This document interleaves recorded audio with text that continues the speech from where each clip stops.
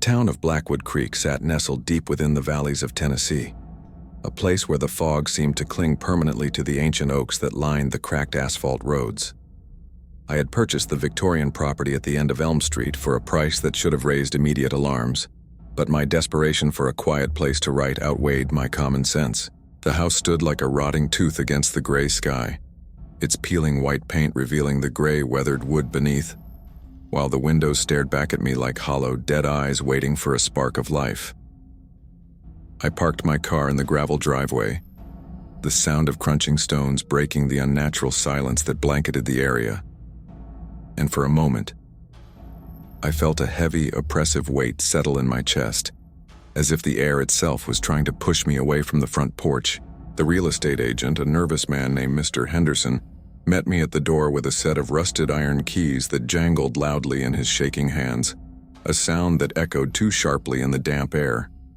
He refused to step inside the threshold, claiming he had another appointment to rush to, though his eyes darted continuously toward the second-story window with a look of genuine fear. I took the keys, feeling the cold metal bite into my palm, and watched as he practically ran to his sedan, speeding away as if the devil himself were snapping at his heels. Left alone, I turned back to the towering structure, the silence rushing back in to fill the void left by his engine, and I realized with a sudden shiver that there were no bird sounds, no insects buzzing, just a profound, dead stillness that enveloped the property.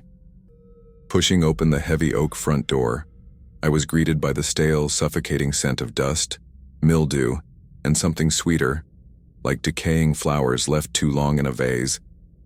The interior was dim, illuminated only by the shafts of dusty light filtering through the grime-coated windows, casting long, distorted shadows that seemed to stretch and twist across the hardwood floor. I stepped into the foyer, my boots echoing loudly, and instantly felt the temperature drop at least 10 degrees, a chill that seeped through my jacket and settled into my bones. It wasn't just a physical cold, it was a psychic freeze, the kind of sensation you get when you know with absolute certainty that you are being watched by eyes you cannot see. I shook it off as nerves, dragging my first box of books across the threshold, trying to ignore the feeling that the house was inhaling as I entered. I spent the first few hours unpacking in the living room, trying to make the cavernous space feel somewhat habitable, though the furniture I had brought looked pathetically small against the high ceilings and dark wainscoting. As I arranged my writing desk near the fireplace, I noticed distinct claw marks etched deep into the mantel, jagged and frantic, as if something had been desperately trying to hold on or climb up. The wallpaper in the corner was peeling, revealing layers of older, darker patterns underneath, suggesting generations of cosmetic changes trying to hide the house's true face. Every time I turned my back to the hallway that led to the kitchen, the hairs on the back of my neck would stand up, and I would feel a prickling sensation, like static electricity, dancing across my skin. I kept telling myself it was just the isolation, the fatigue of the move, and the overactive imagination of a horror writer. But deep down, my instincts were screaming at me to leave. By the time the sun began to set, casting the interior into a gloom that the weak yellow light of the bulbs couldn't quite penetrate, the atmosphere in the house shifted from unwelcoming to hostile. I went into the kitchen to make a pot of coffee, the old pipes groaning and shuddering violently as I turned on the faucet, spitting out brown, rusty water before running clear. The kitchen was the coldest room in the house, with a servant's staircase tucked in the corner that led up to the darkness of the second floor, a gaping maw of shadow that I couldn't bring myself to look at directly. While waiting for the water to boil, I heard a distinct sound from the floor above, a heavy, rhythmic thud, like a boot heel striking the floorboards, followed by the slow, agonizing drag of something heavy being pulled across the wood. I froze, my breath catching in my throat, listening intently as the house settled back into silence, leaving me to wonder if the old wood was just expanding or if I wasn't truly alone. I decided to investigate, grabbing a heavy flashlight from my toolkit, telling myself that old houses make noise and that I needed to be rational about this investment. I climbed the main staircase slowly, the wood groaning in protest under my weight, the flashlight beam cutting a swathe through the dust motes dancing in the air. The second floor was a long corridor lined with closed doors, the air thick and heavy, smelling faintly of sulfur and ozone. a scent that shouldn't exist in a residential home. As I reached the landing, the temperature plummeted further, and I could see my breath misting in the air, forming ghostly clouds that dissipated quickly in the flashlight's beam. I walked toward the master bedroom at the end of the hall, the source of the dragging sound, my hand trembling slightly as I reached for the brass doorknob, which was ice cold to the touch. Pushing the door open, I swept the light across the room, revealing a large, empty space with a single window facing the backyard and the encroaching forest line. There was nothing there. No intruder, no animal, just an empty room with a layer of dust on the floor that remained perfectly undisturbed, save for one detail. In the center of the room, the dust had been disturbed in a perfect circle, as if someone had been pacing endlessly in that one spot. Yet there were no footprints leading to or from the circle. I stared at it, my mind trying to find a logical explanation. Perhaps a draft from the window creating a vortex. But the window was painted shut and the air was dead still. A sudden slam from downstairs.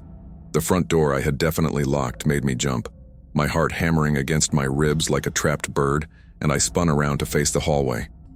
I rushed back downstairs, the flashlight beam bouncing erratically off the walls, terrified that someone had broken in while I was distracted upstairs. The front door was still firmly closed and the deadbolt was engaged, just as I had left it, which sent a fresh wave of confusion and dread washing over me. I checked the windows, the back door, and even the basement access, finding everything secure, yet the sound of the slam had been unmistakable, loud enough to shake the floorboards. Returning to the living room, I noticed that the box of books I had placed on the table was now on the floor, tipped over, its contents spilled out in a chaotic mess. It hadn't fallen. The angle was wrong. It looked as though it had been swept off with force, a violent gesture of rejection.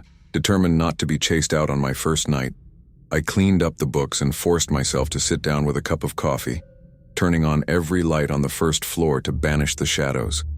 I tried to read, but my eyes kept drifting to the dark periphery of the room, catching fleeting movements that vanished the moment I focused on them. It felt as though the house was waking up around me, the walls breathing, the floorboards shifting with the weight of unseen occupants moving just out of sight.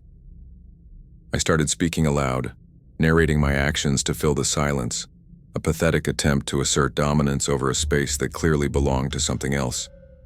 "Just an old house, Elias," I muttered, but my voice sounded thin and weak, swallowed instantly by the oppressive atmosphere of the room. As midnight approached, the activity escalated from subtle noises to something that defied all rational explanation, forcing me to confront the reality of my situation. I was sitting in the armchair when the fire in the hearth, which I hadn't lit, suddenly flared to life with a blue, unnatural flame burning without wood, consuming nothing but the air itself. Simultaneously, the temperature in the room dropped so sharply that frost began to form on the inside of the window panes, creating intricate, jagged patterns that looked like skeletal fingers. And then came the whisper, close to my ear, distinct and unmistakably human. A raspy, dry voice that sounded like grinding stones. It didn't say, "Get out" or "Leave," which would have been terrifying enough. Instead, the voice leaned in and whispered a single, chilling name. Margaret. The blue flame vanished as quickly as it had appeared, plunging the room back into the murky gloom of the electric bulbs. But the name, Margaret, hung in the air like a toxic vapor that refused to dissipate. I scrambled out of the armchair, my heart hammering a frantic, irregular rhythm against my ribs, and backed away until my spine hit the cold plaster of the wall, my eyes darting wildly around the empty room. There was no one there, of course, but the feeling of presence was so thick it was almost suffocating. A heavy static charge that made the hair on my arm stand straight up and the air taste metallic. I spent the rest of that night huddled in the corner of the kitchen with a butcher knife in my hand, listening to the house settle and groan, interpreting every creak of the floorboards as the footstep of an invisible intruder closing in on me. When dawn finally broke, it didn't bring the relief I had hoped for. The gray, sickly light that filtered through the dirty windows only served to highlight the grim reality of the peeling paint and the accumulated dust. I hadn't slept a wink. My eyes felt like they were filled with sand, and my body ached from the tension of holding a defensive posture for hours on end, terrified of the shadows. I made fresh coffee, my hands shaking so badly I spilled grounds all over the counter, and tried to convince myself that the events of the previous night were a hallucination induced by stress, fatigue, and buyer's remorse. But as I wiped the counter, I saw it, a smudge of soot on the white laminate of the kitchen table, shaped distinctly like a small, delicate handprint, far too small to be mine, and too precise to be a random stain. Needing to escape the oppressive atmosphere of the house, I drove into town, the fog still clinging stubbornly to the valley floor, obscuring the road ahead and isolating the town from the rest of the world.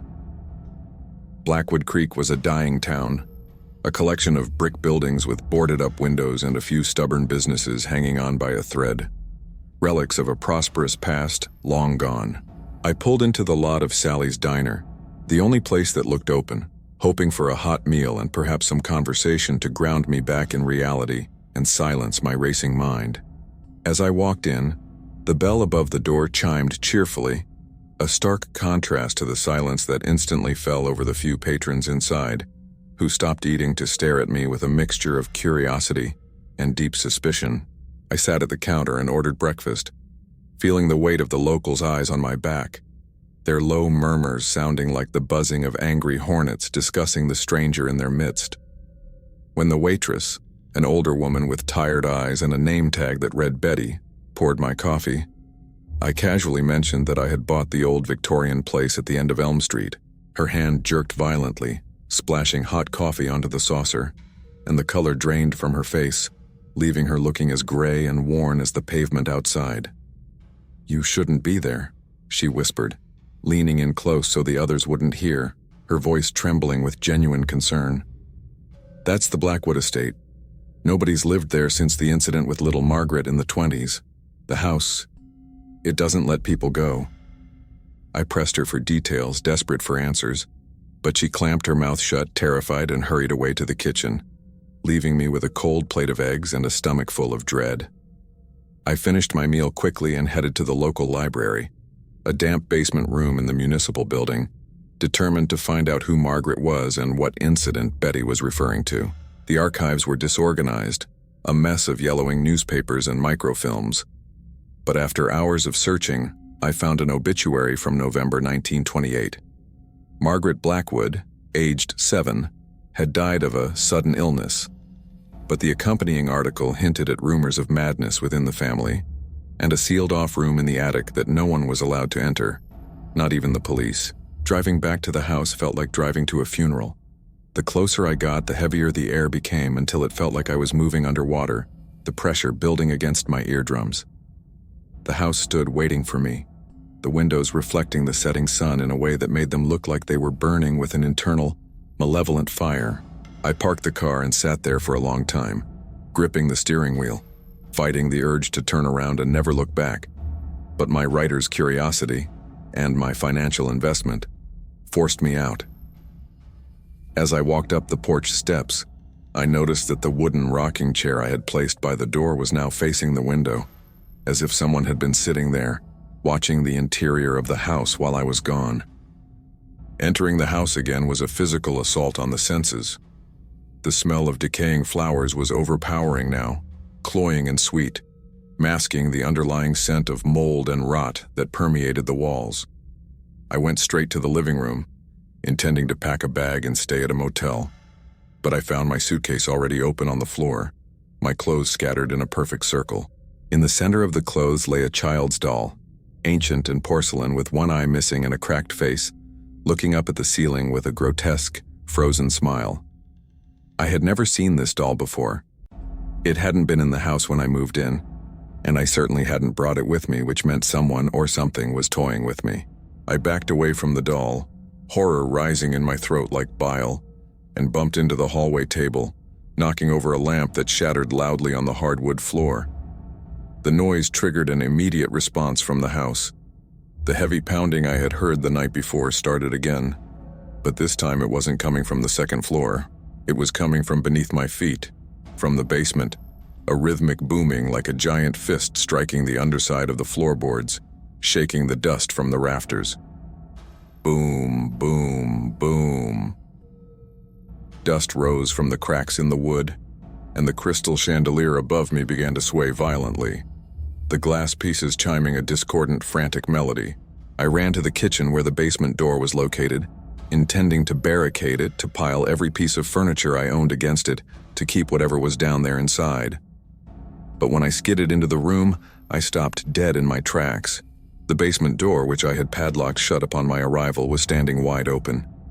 A gaping black hole stared back at me, exhaling a breath of air so cold it burned my skin, smelling of damp earth and something copper-like, reminiscent of old blood. From the darkness of the stairs a sound floated up. Not a whisper this time, but the distinct, sorrowful humming of a child, a melody that twisted my stomach into knots. I should have run. I should have fled out the front door and driven until the gas tank was dry, but a morbid compulsion rooted my feet to the spot, my eyes fixed on the abyss. A shadow began to detach itself from the darkness at the bottom of the stairs, a small, darker-than-black shape that slowly began to ascend, step by creaking step. As it came into the dim light of the kitchen, I saw the outline of a small girl in a dress, but where her face should have been, there was only a swirling mist of gray smoke. The humming stopped abruptly, and the figure raised a small, shadowy finger pointing directly at me, before a force like a battering ram slammed into my chest, throwing me violently backward across the room. I hit the far wall with a bone-jarring thud, the breath driven from my lungs in a painful wheeze, sliding down to the linoleum floor as spots of light danced across my vision. For a moment I lay there paralyzed, gasping for air, clutching my chest where the invisible impact had struck, feeling a cold, numbing sensation spreading outward from the center of the blow like a spreading frost. The kitchen was empty again, the dark figure gone as if it had never existed. But the basement door remained wide open, a dark mouth exhaling that terrible metallic scent of blood and damp earth into the room. I scrambled to my feet, adrenaline overriding the pain in my ribs, and lunged for the basement door, slamming it shut with all my strength and jamming a heavy wooden chair under the handle, my hands shaking so violently I could barely grip the wood. My first instinct was survival, pure and simple. I needed to get out of this house before it killed me, so I ran to the back door, grabbing the handle and twisting it frantically. It wouldn't budge, the lock mechanism feeling as though it had been welded solid into the frame, refusing to turn even a fraction of an inch despite my desperate, sweating grip. I threw my shoulder against the wood, screaming in frustration, but the door felt as solid as a concrete wall, absorbing the impact without so much as a shudder or a creak. I ran to the kitchen window, grabbing a heavy cast-iron skillet from the drying rack, and swung it with all my might against the glass, expecting the satisfying crash of shattering panes. Instead, the skillet bounced off with a dull thud, the glass rippling for a second like the surface of a disturbed pond before settling back into a solid, impenetrable sheet, defying all laws of physics. Panic, cold and sharp, began to set in as I realized the horrifying truth. The house wasn't just haunted, it was a cage, and the lock had been engaged from the inside, trapping me with whatever malevolent force resided here. I checked my phone, pulling it from my pocket with trembling fingers, only to find the screen dead and black. The battery drained completely despite having been fully charged an hour ago. The landline on the wall was dead as well, omitting not even a dial tone, just a hollow static silence that seemed to mock my isolation in this valley. I sank to the floor in the hallway, putting my head in my hands, trying to slow my breathing, realizing that I was completely cut off from the outside world, at the mercy of a ghost that could physically hurt me. As the silence stretched on, the house began to shift again, the oppressive atmosphere changing from aggressive violence to a strange, almost magnetic pull, guiding my attention upward. Above me, on the second floor, a new sound emerged, not the heavy footsteps or the dragging noise this time, but a persistent rhythmic scratching, like fingernails digging into wood. It was coming from the ceiling of the second floor hallway, specifically the area near the old linen closet, a sound that grated on my nerves and demanded to be investigated. A morbid curiosity, or perhaps a supernatural compulsion, forced me to my feet. I knew I couldn't leave, so my only option was to confront the source, to understand what this entity wanted from me. I climbed the stairs slowly, my chest throbbing with a dull ache, and when I pulled my shirt collar down to check the damage, I saw a bruise forming on my sternum in the distinct shape of a small handprint, black and purple against my pale skin. The air on the second floor was stiflingly hot now, a stark contrast to the freezing cold of the kitchen, smelling of dry rot and ancient, desiccated paper.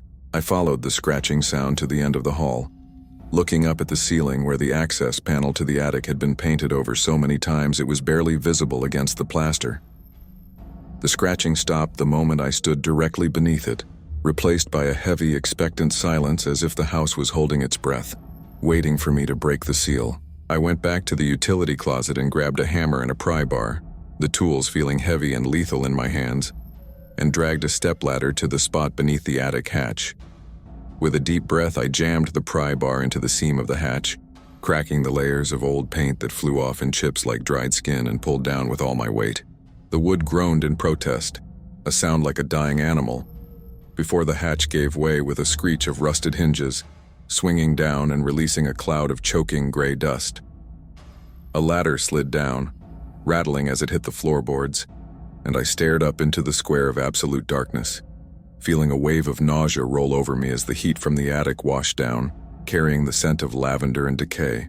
Climbing into the attic felt like stepping into a different world. The air was thick and hazy, the only light coming from the narrow beams of moonlight slicing through the gaps in the roof slates. The space was filled with draped furniture that looked like crouching beasts in the shadows, old trunks and stacks of newspapers that crumbled at the slightest touch. But at the far end of the attic, partitioned off by a rough wooden wall that looked like it had been built in a hurry, was a single door, heavily padlocked from the outside. The scratching sound returned, coming from behind that door, faint and desperate, accompanied by the soft weeping sound of a child, a sound so full of sorrow it nearly broke my resolve. I approached the door, the floorboards screaming under my boots, and used the hammer to smash the rusted padlock, the metal shattering easily after nearly a century of corrosion. I pulled the bolt back and pushed the door open, the hinges screaming, revealing a room that had been perfectly preserved in time, a pristine bubble of the 1920s hidden in the filth of the attic. It was a child's nursery, complete with a wrought iron bed, a rocking horse, and shelves lined with dolls that stared at me with glassy, accusatory eyes. But unlike the rest of the house, there was no dust here. Everything was clean, disturbingly so, as if a mother had just finished tidying up and left the room moments before I arrived. On a small writing desk in the corner, next to a wash basin and a pitcher, lay a leather-bound journal, its cover worn and stained with what looked like dried tear tracks. I walked over to it, feeling like an intruder in a sacred, terrible place, and opened the book to the last entry, written in a frantic, jagged scrawl that tore through the paper.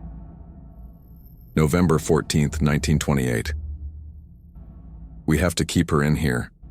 The sickness has changed her. It's not Margaret anymore. The priest says it's a demon, but I know it's something worse. She bit the maid today, took a piece of her flesh. God forgive us, we are walling up the door tonight. My blood ran cold as I read the words, the reality of what had happened in this house crashing down on me, a sick child imprisoned and left to die in the dark by her own terrified parents. As I turned the page to read more, the door to the nursery slammed shut behind me with a deafening bang, plunging me into total darkness. The weeping stopped instantly, replaced by a low, guttural growl that came from the corner of the room where the bed stood. I fumbled for my flashlight, dropping it in my panic, and as the beam spun wildly across the floor, it illuminated a pair of bare gray feet standing just inches from my own. I scrambled backward on my hands and heels, kicking wildly at the space where the gray feet had stood, my boots connecting with nothing but empty air as the flashlight rolled across the floorboards, its beam spinning dizzily. The light flickered and died, plunging the nursery into absolute suffocating darkness, a blackness so thick it felt like a physical weight pressing against my eyeballs, blinding me completely. In that void, the sound of breathing became audible, a wet, rattling rasps that seemed to come from every corner of the room simultaneously, surrounding me with the presence of the thing that had once been Margaret. I could feel the temperature plummeting rapidly, the sweat on my forehead turning to ice, and the smell of decay intensified to the point where I had to cover my nose and mouth with my sleeve to keep from retching. Something cold and clammy clamped around my left ankle, a grip that possessed the crushing strength of a mechanical vice, and before I could scream, I was yanked violently across the floor toward the iron bed frame. I clawed at the floorboards, splinters digging deep under my fingernails, but the force was irresistible, dragging me relentlessly into the corner where the shadows were deepest and the growling was loudest. I kicked out with my free leg, my heel connecting solidly with something that felt like wet meat and brittle bone, eliciting a high-pitched, inhuman shriek that shattered the air like breaking glass. The grip on my ankle loosened for a split second, just enough for me to scramble away, my heart hammering against my ribs so hard I thought it would burst, fueled by pure, primal terror. I lunged for where I remembered the door being, my hands sweeping blindly through the dark until my fingers brushed against the rough wood of the frame and the cold metal of the latch. I threw my weight against the door, but it held fast, as if an unseen force was holding it shut from the other side, trapping me in this tomb with the angry spirit. Behind me, the sound of the rocking horse began. Creak, creak, creak, getting faster and more violent, the wooden rockers slamming against the floor with a rhythmic fury that matched the pounding of my blood. I screamed in frustration and fear, ramming my shoulder into the wood again and again, feeling the bruise on my chest flare with agony, until finally, the rusty latch gave way and I tumbled out into the main attic space. The main attic was no longer the dusty, quiet storage space I had entered. The shadows seemed to have lengthened and detached themselves from the walls, swirling around the room like smoke in a draft. I didn't stop to look. I scrambled toward the square of light that marked the open hatch, my breath coming in ragged, sobbing gasps, expecting at any moment to feel those cold fingers wrap around my neck. As I reached the ladder, a sudden wind howled through the windowless space, blowing stacks of old newspapers into a blinding vortex of paper and dust that stung my face and eyes. I threw myself down the ladder, missing the rungs in my haste, and fell the last few feet, crashing painfully onto the hallway floor of the second story, the impact jarring my teeth. I rolled onto my back, staring up at the attic hatch, and watched with horror as the ladder slowly retracted upward on its own, the hinges groaning, before the trapdoor slammed shut with a finality that shook the entire house. I lay there for a moment, waiting for the silence to return, but the house was now fully awake. The walls of the hallway seemed to be pulsating, expanding and contracting as if the structure itself was breathing. The wallpaper, once a faded floral pattern, began to weep a thick black viscous fluid that smelled of tar, dripping slowly down to the baseboards and pooling on the floor. I knew I couldn't stay in the open hallway. I was too exposed, too vulnerable to whatever was hunting me, so I forced myself up and limped into the master bedroom. I slammed the bedroom door and pushed the heavy oak dresser in front of it, creating a makeshift barricade that felt pitifully inadequate against the forces at play, but it was the only comfort I had. Collapsing onto the bed, I realized I was still clutching the leather-bound journal I had taken from the nursery, my knuckles white from gripping it so tightly during my escape. I flipped it open again, using the moonlight from the window to read, desperate to find a weakness, a reason, anything that could explain how to survive this nightmare.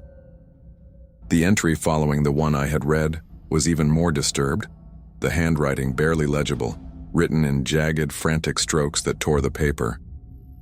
She feeds on fear. She feeds on pain. We cannot feed her anymore. Father says the basement is the only way. Deep in the earth, bind the spirit to the soil. The room suddenly grew darker as a cloud passed over the moon, and in the corner of the room the shadows began to coalesce into a humanoid shape, tall and gaunt, watching me with a stillness that was more terrifying than movement. I blinked, and the shape was gone. But the feeling of being observed remained, a prickling sensation on the back of my neck that made me want to curl into a ball. I realized then that the entity wasn't just haunting the house. It was manipulating my perception, feeding on the terror it induced, just as the journal had warned. If I wanted to survive, I had to control my fear, to stop feeding the beast. But calming my racing heart in the midst of this supernatural assault felt like an impossible task. A sound from the hallway drew my attention. A soft, wet slapping sound like bare, wet feet walking through the tar-like substance that was bleeding from the walls. It stopped right outside the bedroom door, and the handle began to jiggle slowly, up and down, testing the lock while the heavy dresser I had moved shuddered slightly under a gentle pressure. Then came the voice, not the raspy whisper from before, but a perfect mimicry of my mother's voice, clear and comforting, calling my name from the other side of the door. "Elias, open the door, honey. It's safe now. I'm here to take you home." The impossibility of it, the cruelty of using a dead loved one's voice, sparked a flash of anger that momentarily burned through the fear. "You're not real!" I shouted, my voice cracking, throwing the journal at the door with a satisfying thud, trying to break the psychological hold the entity was attempting to establish. The doorknob stopped moving instantly, and the comforting voice dissolved into a low, mocking laughter that sounded like dry leaves skittering across pavement. The laughter faded, receding down the hall toward the stairs, and I understood with a sinking heart where it was going, and where I needed to go. The journal mentioned the basement, the earth, the binding, the source of the power, the anchor for this twisted spirit, wasn't in the attic where she was kept, but in the basement where she was eventually put to rest. I knew I had to go down there, into the dark, wet belly of the house, to the place where the entity had first manifested and where the strongest energy was concentrated. It was a suicide mission, walking straight into the monster's lair, but staying in the bedroom meant slowly waiting to be driven mad or killed by the escalating phenomena. I took a deep breath, grabbed the heavy iron poker from the fireplace in the bedroom, and pushed the dresser aside, my resolve hardening like concrete. I opened the door to the hallway, which was now silent and empty, save for the black trails on the walls, and looked toward the stairs that led down into the crushing dark, taking the first step toward my final confrontation. Descending the main staircase felt like walking down the throat of a giant dying beast. The wooden steps felt spongy and soft beneath my boots, giving way slightly, as if they were made of flesh rather than oak. The portraits lining the wall, which had previously depicted stern Victorian ancestors, had warped into grotesque caricatures, their painted eyes following my every movement with a look of pure malice. I gripped the iron railing for support, but it was slick with a cold, viscous slime that coated my palm, forcing me to let go and rely on my own balance as the house shuddered around me. The air grew heavier with every step I took, a crushing pressure that made my ears pop and my vision swim, blurring the edges of the hallway below into a kaleidoscope of shadows. I kept my eyes fixed on the kitchen door at the end of the hall, the gateway to the basement, trying to ignore the whispers that seemed to be leaking from the very walls, repeating my name in a loop of discordant voices. When I reached the ground floor, the living room presented a scene of impossible chaotic physics. The heavy furniture I had arranged just yesterday was now floating mid-air, rotating slowly in a silent, zero-gravity dance. The sofa, the armchairs, and the heavy oak table were suspended near the ceiling, casting long, eerie shadows that stretched across the floor like grasping fingers, creating a labyrinth of darkness I had to navigate.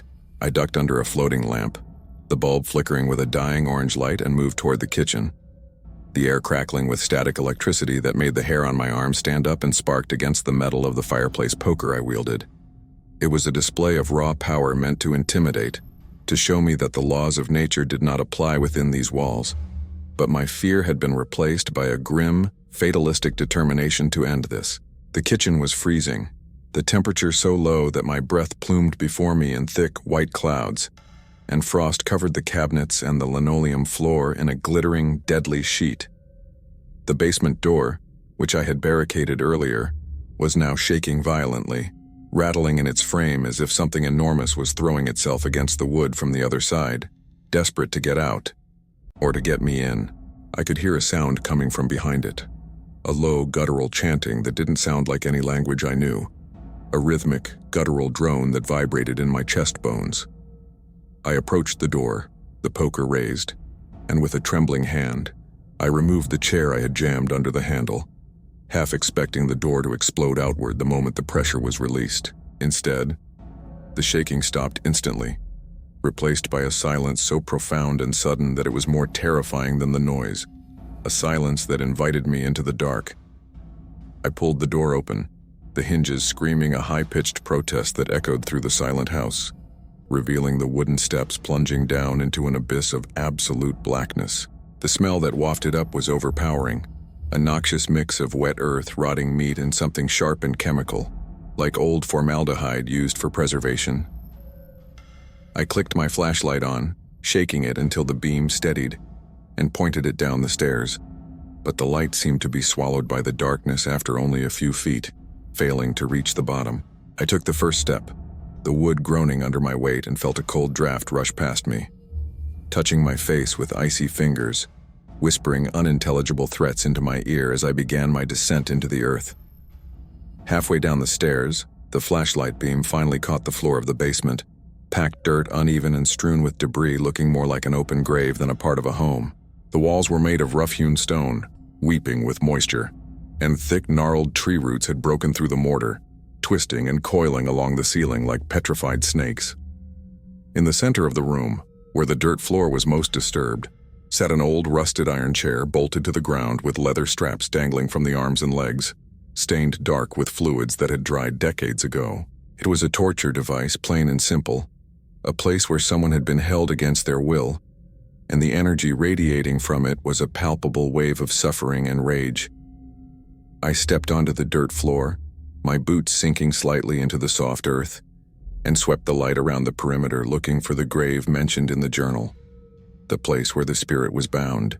The shadows in the corners of the basement seemed to detach themselves from the walls, taking on humanoid shapes that swayed and flickered, watching me with hollow white eyes. I ignored them, focusing on the ground, until I saw it. A patch of earth in the far corner that was slightly mounded, marked by a circle of stones that looked like they had been placed with ritualistic precision.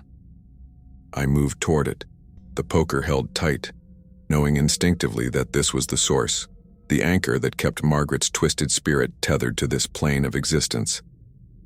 As I neared the circle of stones, the air in the basement suddenly erupted into violence. Debris from the floor, old cans, broken glass, rusted tools, began to lift into the air and swirl around me in a deadly vortex. A rusted hammer flew past my head, missing my ear by inches and smashing into the stone wall behind me, sending sparks showering down into the dark. I raised my arms to shield my face, crouching low, pushing forward against the telekinetic wind that was trying to blow me back, trying to keep me away from the grave. "I know what happened to you," I screamed over the roar of the wind, my voice sounding tiny and weak in the cacophony. "I know they hurt you, but you have to let go." The wind died as abruptly as it had started, the debris crashing to the floor, and a figure materialized directly in front of the mound. The girl, Margaret. But she was no longer the shadowy child I had seen on the stairs. She was fully visible now, a terrifying specter with gray, rotting skin, eyes that were black pits of infinite depth, and a mouth that had been stitched shut with thick, black thread. She didn't move, but the sheer force of her hatred hit me like a physical blow, knocking me backward onto the dirt, the poker flying from my hand and skittering out of reach. She raised a hand, her fingers elongated and tipped with jagged claws, and I felt invisible fingers wrap around my throat, squeezing tight, cutting off my air supply. I clawed at my neck, gasping for breath, my vision beginning to spot with black dots as she floated closer, her stitched mouth stretching into a horrific, impossible smile that tore the skin of her cheeks. Images flooded my mind, projected by her touch. Flashes of the iron chair, the needle and thread, the father's face twisted in madness, the suffocating darkness of being buried alive in this very basement. It wasn't just a haunting, it was a psychic reenactment of her murder, and she was forcing me to feel every second of her agony, to drown in her pain until my own life was extinguished. I kicked out wildly, my heel striking the soft earth of the mound, disturbing the stones, and for a split second, the psychic connection faltered, the grip on my throat loosening just enough for me to suck in a ragged gasp of air. I scrambled on my hands and knees toward the mound, realizing that my only weapon was the truth buried beneath the dirt, the physical remains that anchored this nightmare. The entity shrieked, a sound that pierced my eardrums and shattered the glass of the flashlight lens, plunging the basement into near-total darkness, save for a faint blue luminescence radiating from the girl herself. I dug my fingers into the cold, wet earth, scooping away handfuls of dirt with frantic desperation, feeling the entity's cold hands clawing at my back, tearing through my shirt and skin. I hit something hard, wood, rotting and soft, and with a final adrenaline-fueled scream, I ripped the lid of the makeshift coffin upward, exposing the contents to the stagnant air of the basement. Inside the rotting wood box lay the small skeletal remains of Margaret Blackwood, still wearing the tattered remnants of the dress I had seen on the shadowy figure upstairs, her small bones nestled in the damp earth. Around her neck was a heavy iron chain, rusted almost entirely through, holding a small tarnished silver locket tight against her sternum, the metal fused to the bone by time and corrosion.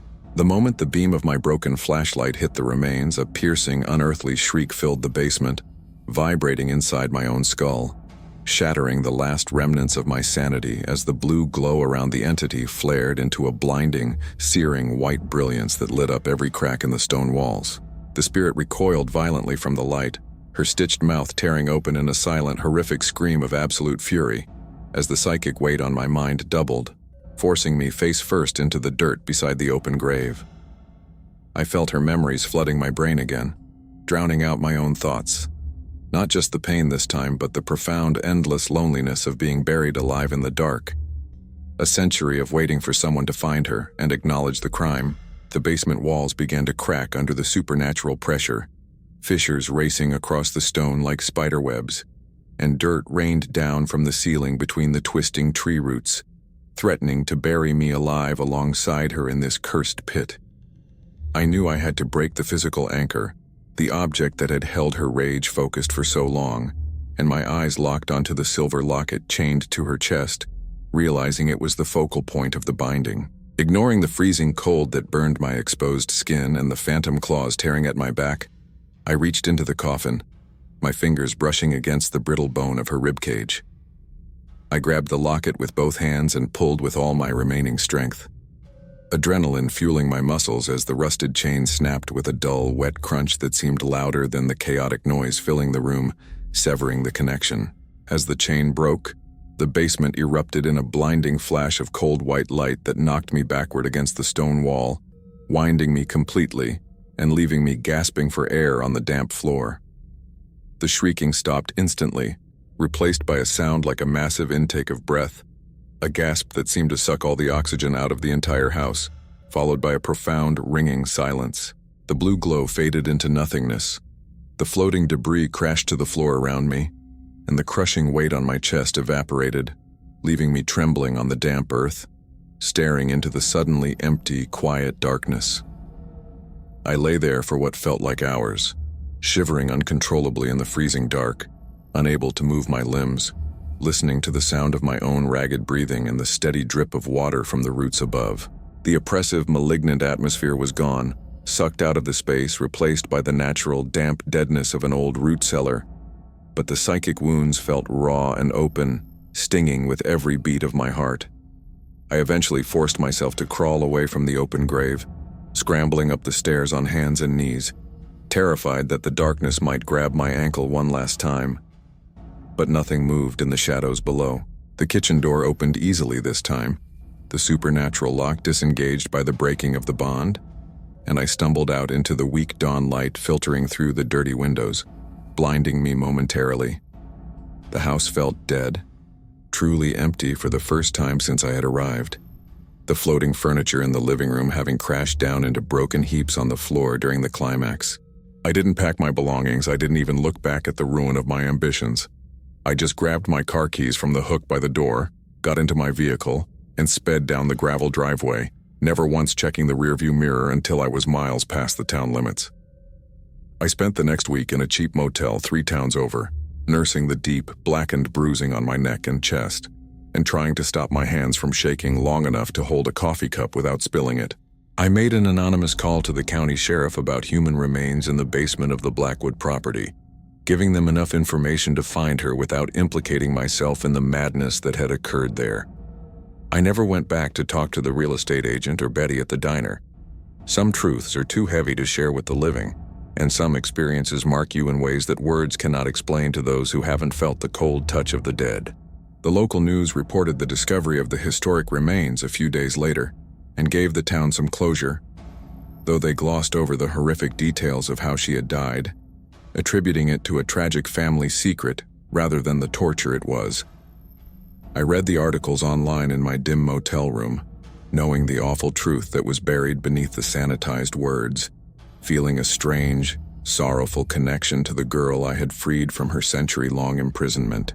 She wasn't a demon, as her terrified parents had believed in their ignorance. She was just a tortured child driven mad by cruelty, her agony fossilized in the foundations of that terrible house until it became a weapon against anyone who entered. The bank foreclosed on the property eventually, and it sat empty again, a rotting monument to the sins of the past, though I heard rumors recently that the town council was finally moving to have it condemned and demolished. I hope they burn it to the ground and salt the earth, ensuring that nothing can ever take root in that poisoned soil again, though I doubt mere fire can cleanse what happened there. As for me, I gave up writing horror novels. The fictional monsters I once conjured seem pale and ridiculous compared to the true, banal face of evil I encountered in the dark of that basement. Sometimes, late at night, when the wind howls outside my new apartment in the city, I still feel a sudden drop in temperature, a fleeting chill that settles deep in my bones and refuses to leave. I'll catch a glimpse of a small shadow out of the corner of my eye, or smell the faint, cloying scent of decaying flowers mixed with damp earth, and I know I'm not entirely free of Blackwood Creek. I escaped the house at the end of Elm Street with my life, but a piece of that darkness followed me home, a silent, shadowy echo that reminds me that some doors, once opened, can never be truly closed again.